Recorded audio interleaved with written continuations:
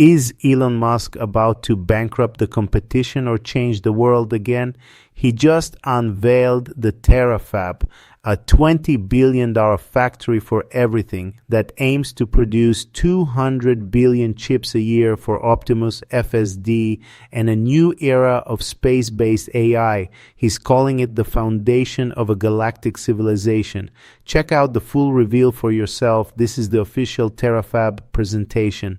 So I think the future that everyone, well, most people, I think, would agree is the most exciting is one where we are out there among the stars, where we are not forever confined to one planet, that we become a multi-planet species, like the best science fiction that you've ever read. You know, Star Trek, or Ian Banks, or Asimov, or Heinlein, and we want to make that real. Yeah, not just fiction. Turn science fiction to science fact. That's the glorious, exciting future that I certainly look forward to.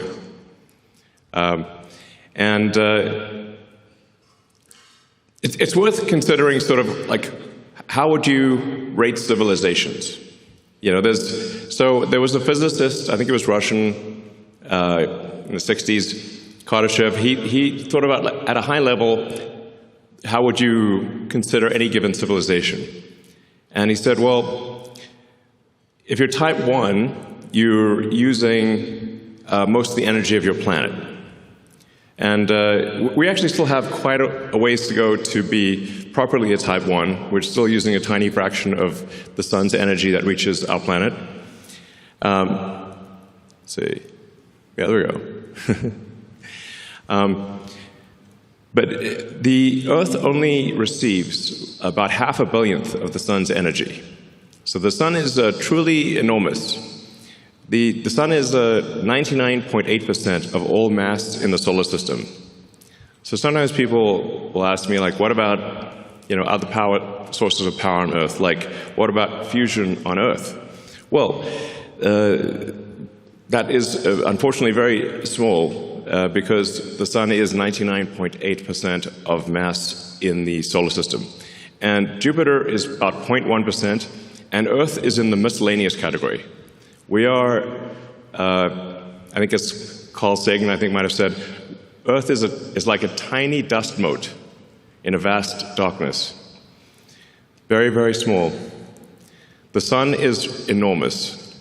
So the way to actually scale civilization is to scale power in space. This is necessarily true because we actually capture such a tiny amount of the sun's energy on Earth because we're just this tiny dust mote. Another way to think of it is roughly like electricity production on Earth of all of civilization is only about 1/trillionth of the sun's energy, which means if you increase civilizational power output by 1,000,000, you would still only be 1/1,000,000th of the sun's energy. I mean, it's awe-inspiring to consider that, just how tiny we are in the grand scheme of things. And yeah, we often get sort of caught up in these sort of squabbles on Earth that are really very sort of minor things when you consider the grandness of the universe. And so I think it is important, actually, to consider the grandness of the universe and what we can do that is much greater than what we've done before, as opposed to worry about sort of small squabbles on Earth type of thing. Kind of not much point in that. We want to be a civilization that expands to the galaxy with spaceships that anyone can go anywhere they want at any time. That would be epic. And have a city on the moon, cities on Mars, populate the solar system, and send spaceships to other star systems. That sounds like the best possible future. You know?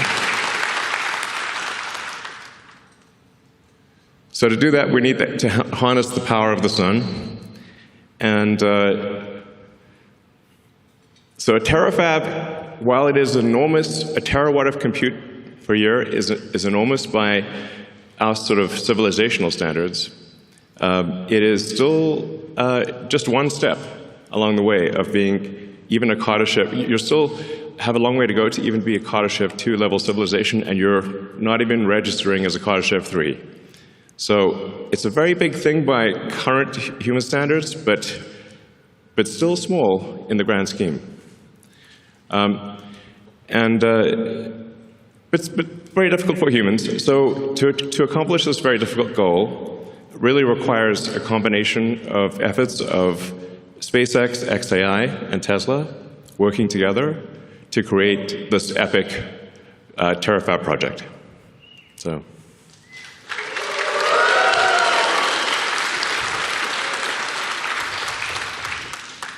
And Tesla and XAI and SpaceX have all done amazing things that people did not think would be done before.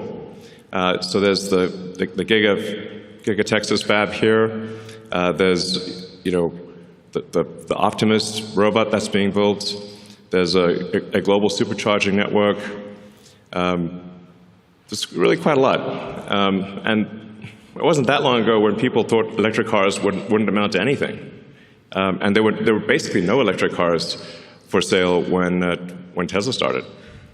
And people said it was impossible, and now Tesla's making 2 million electric cars a year. Yeah.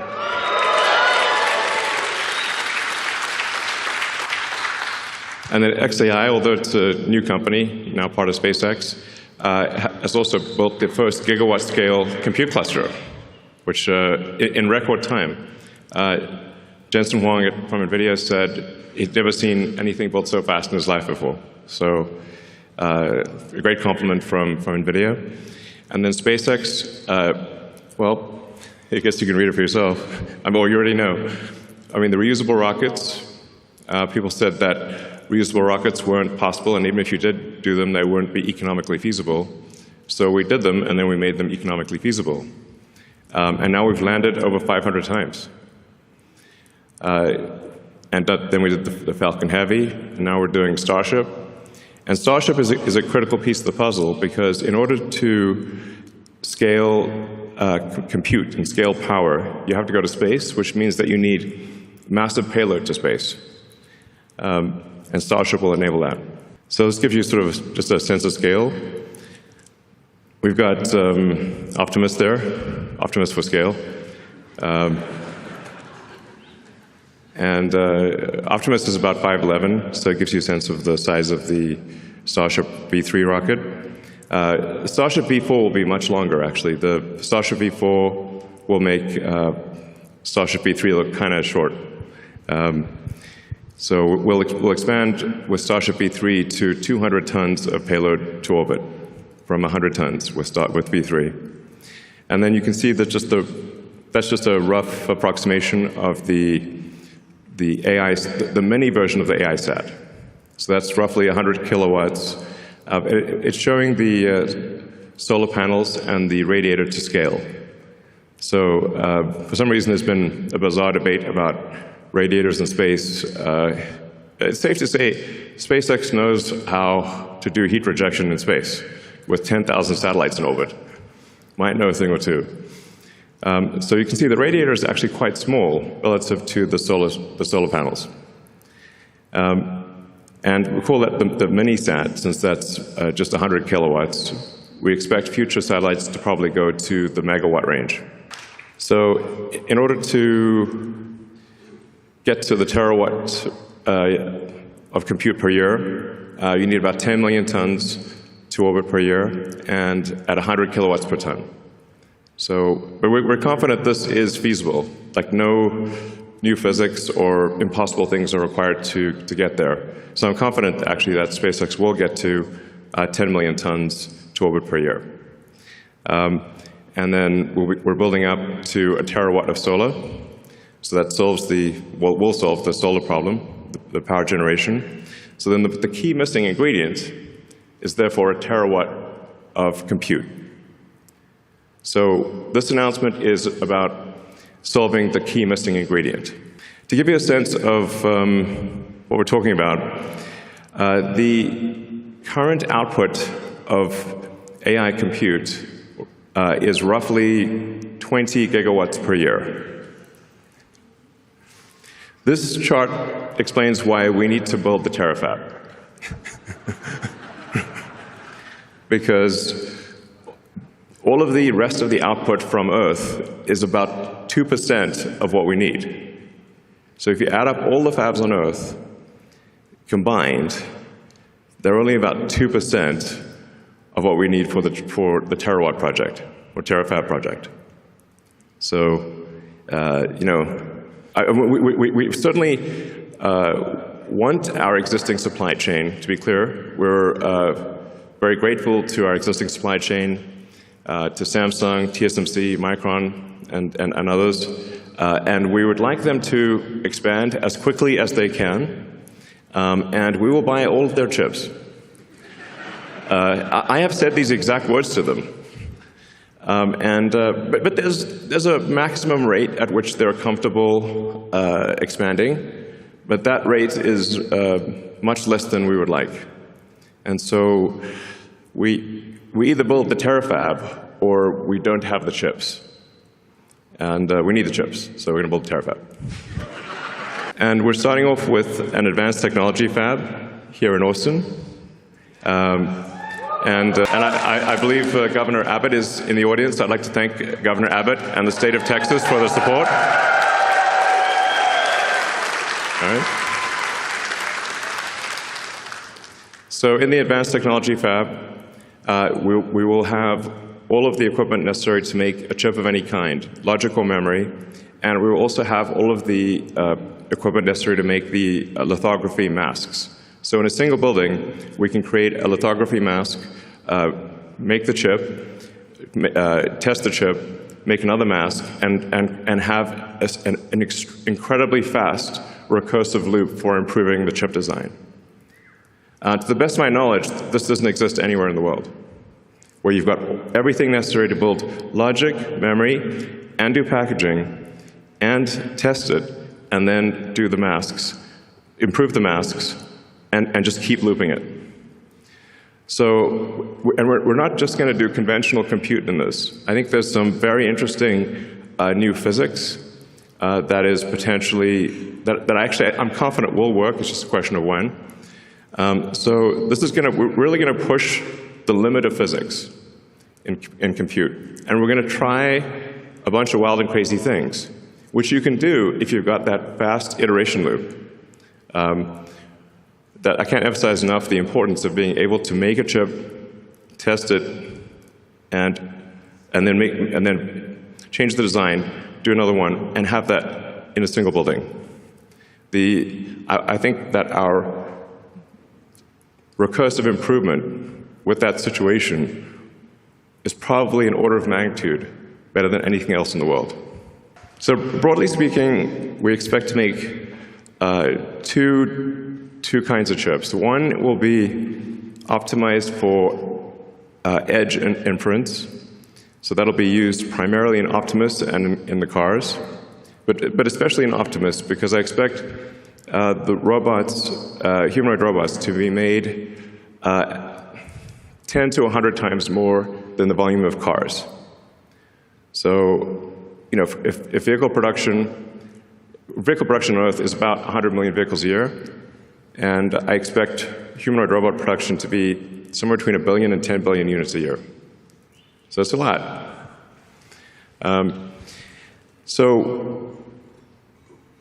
Tesla's going to make a very significant percentage of those, is our goal. And then we need a high-power chip that is designed for space, that takes into account the more difficult environment in space, where you've got high power, you've got high energy ions, photons, you've got electron buildup.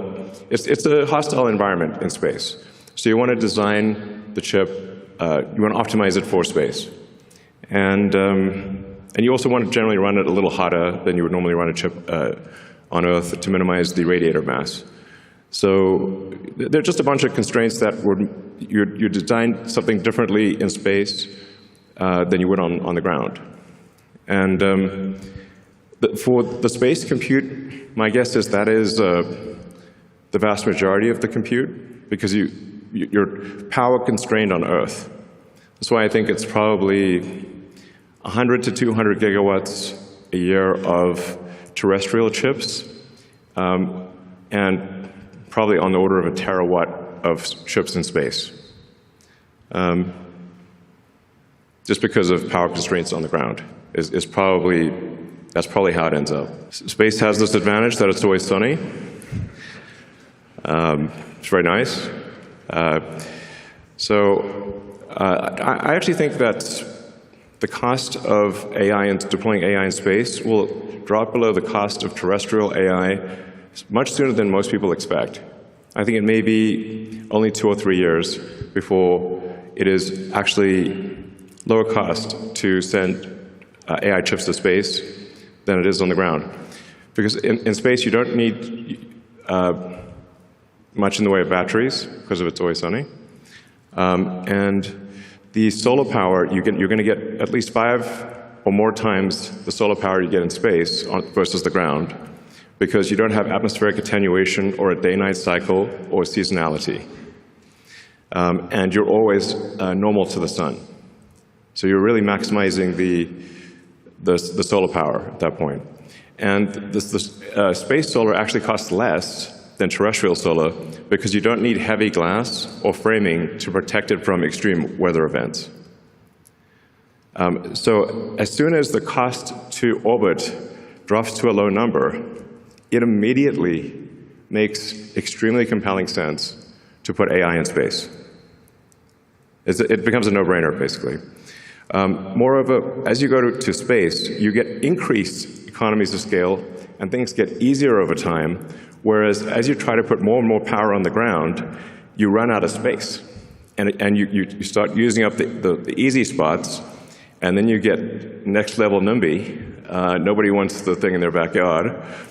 So actually increasing power on Earth becomes harder over time and more expensive over time, but in space it becomes actually cheaper and easier over time.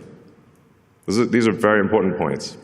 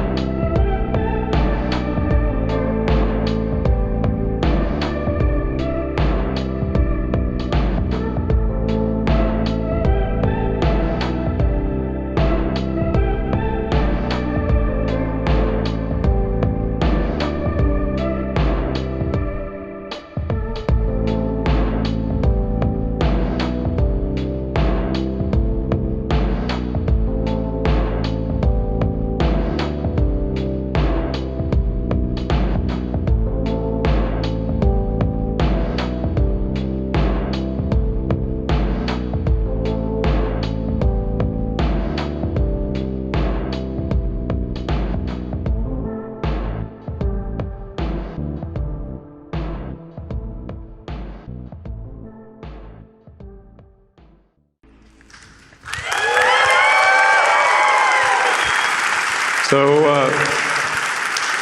what you just saw there was, because of course you're asking, what's on your mind is, well, what do you do after a terafab?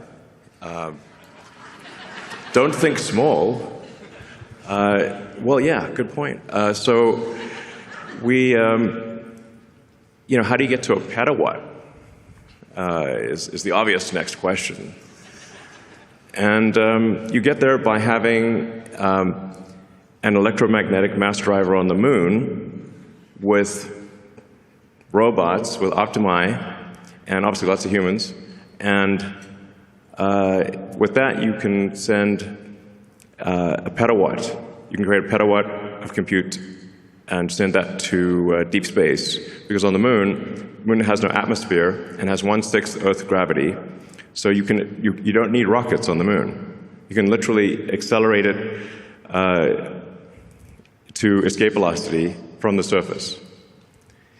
And that dramatically drops the costs, once again, of harnessing power and enables you to go 1,000 times bigger than a terawatt.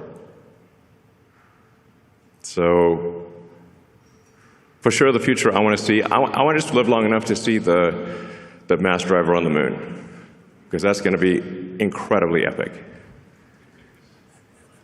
Yeah.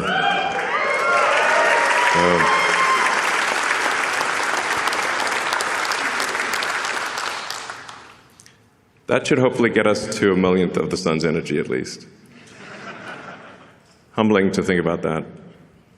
But 1/millionth of the sun's energy would be 1,000,000 times bigger than Earth's economy, so it's good from that perspective. And then, yeah, you expand beyond that to the planets, to the other stars, and create the most exciting possible future that I can imagine. So.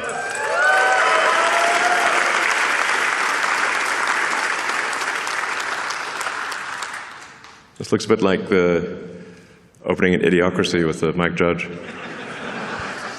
Unlocking an age of amazing abundance. Yeah, obviously the elements of that are sustainable energy, space travel, and AI and robotics that bring amazing abundance to everyone.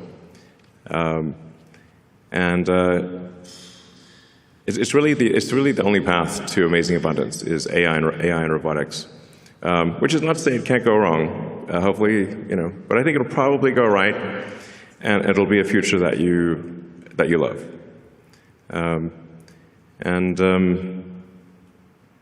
It's the best future I can think of, at least. And then we go beyond the moon, beyond Mars, and we sail through the rings of Saturn. Now, wouldn't it be amazing if you could buy a trip to Saturn? Or frankly, if you just have a trip to Saturn. I think things will just be free in the future. It sounds nuts, but if you've got an AI robotics economy that is anywhere close to 1,000,000 times the size of the current Earth economy, literally any need you possibly want can be met. If you can think of it, you can have it. So I think Ian Banks, in his culture books, has it pretty much right, where there actually isn't money in the future, and there's abundance for everyone. If you can think of it, you can have it. That's it. Which means anyone could have a trip to Saturn. It won't be, just a few people. If you want it, you can have it. And help us design incredible chips and make incredible chips and build a terawatt of chips, a terawatt of solar, and 10 million tons to orbit per year. Thank you.